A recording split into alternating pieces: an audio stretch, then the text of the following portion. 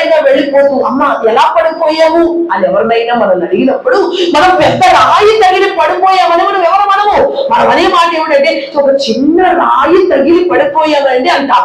ఏ పెద్ద రాయి తగిలి పడిపోయాము అనడానికి నీ కళ్ళున్నాయి కదా అంటారు.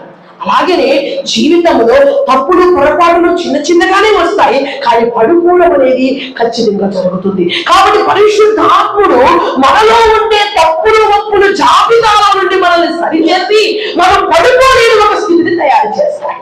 అది ఫిజికల్ గా శరీర సంబంధంగానైనా, లోక సంబంధంగానైనా, ఆస్తి పరంగానైనా, అహం పరంగానైనా, ఘనత పరంగానైనా, గౌరవం పరంగానైనా, భావోద్వేగాల పరంగా కూడా ఎవరు తనను తాను హెచ్చించుకునే స్థితిలోనికి రాకూడదు. ఎప్పుడు ఎవరైనా కూడా పరిశుద్ధాత్మని అప్పగించుకోవాలి. అది ప్రారంభమును ముగింపు అది సురక్షితంగా ఉంటుంది. హల్లెలూయా.